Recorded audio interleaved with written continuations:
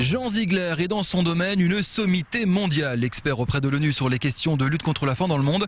Il vient de publier ce livre, Destruction massive, géopolitique de la faim. Il raconte son combat, ses années de constat d'échec, l'indifférence des pays riches occidentaux envers les pays victimes de malnutrition. 1 milliard d'êtres humains aujourd'hui seraient victimes de la faim. Nous l'avons rencontré à Strasbourg et nous avons aussi imaginez une discussion croisée avec un responsable local du CCFD, Comité catholique contre la faim et pour le développement, partage d'expériences. Regardez, c'est presque une leçon de vie. Durant de très nombreuses années, vous avez été rapporteur aux Nations Unies de ce drame humain qui se passe. C'est une sorte de journal de bord, vous racontez tout ce qui s'est passé. Est-ce que ce livre, finalement, c'est pas un constat d'échec ? Non, le titre est peut-être très choquant, destruction massive géopolitique de la faim, mais le scandale de notre siècle, de ce début du siècle, c'est vraiment le meurtre collectif par la faim. Vous savez que tous les 5 secondes d'un enfant en dessous de 10 ans meurt de faim, 37 000 personnes meurent de faim tous les jours et 1 milliard sur les 7 que nous sommes sont en permanence gravement mutilés. 1 milliard de personnes sur la planète sont victimes de malnutrition sous-alimentée. Et tous les 5 secondes, un enfant au-dessous de 10 ans meurt de faim. Aujourd'hui, il n'y a aucune fatalité, il n'y a aucun manque objectif. Un enfant qui meurt de faim, maintenant où nous discutons, est assassiné.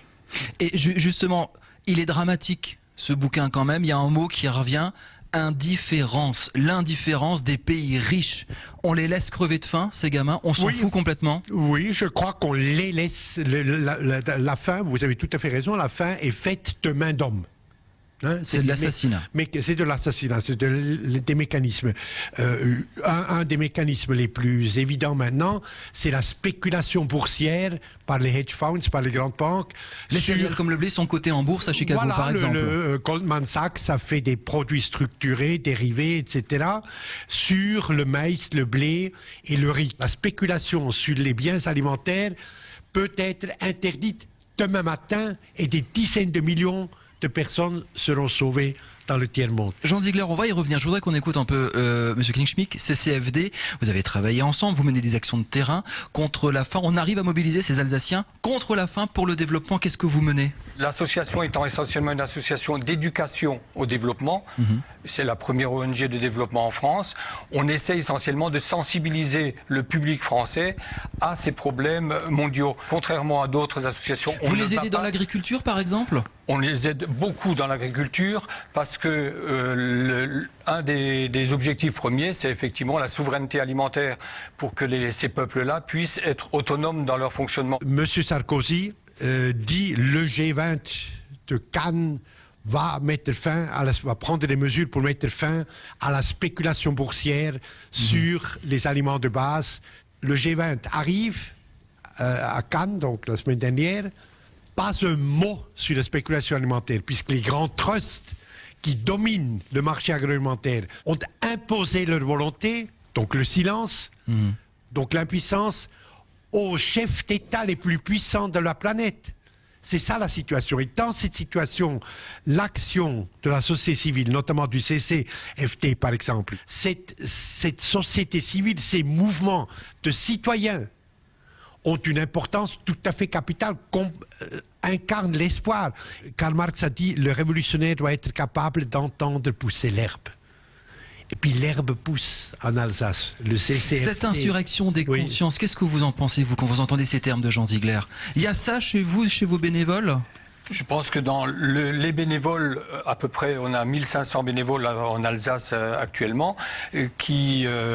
interviennent à travers des actions éducatives auprès des jeunes, dans les paroisses, dans les communautés, dans les écoles, mais aussi dans des conférences ou dans des actions publiques, comme récemment par rapport justement au G20 qu'évoquait Jean Ziegler.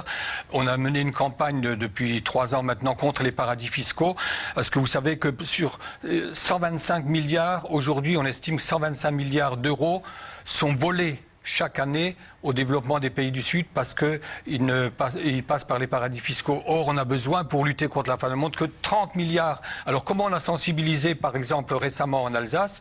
On a sensibilisé en interpellant tous les responsables des collectivités alsaciennes à changer leur dispositif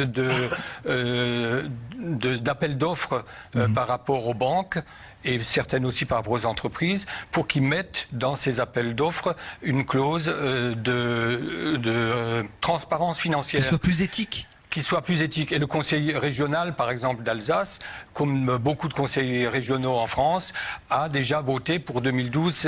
Depuis à peu près 2 ans, on a donné, et on va donner, on devrait donner des dizaines, voire plus de 200-300 milliards d'euros à la Grèce. On a une crise financière mondiale qui a coûté des centaines de milliards de dollars. 85 000 milliards de dollars. Et on vient de dire à l'instant, il en faudrait 30 pour aider ces gens. Et on ne les trouve pas. Qu'est-ce qui se passe?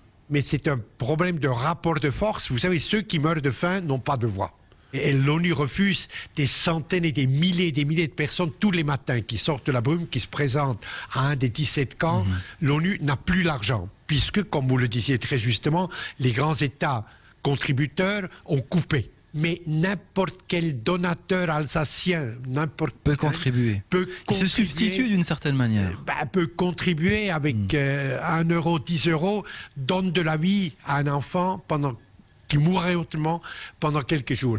Donc ça a un sens. Si nous réussissions à faire un front solidaire entre ceux qui ici entrent en révolte minoritaire et ceux les paysans insurgés des pays du Sud, si ce front se constituait, l'ordre cannibale du monde serait abattu.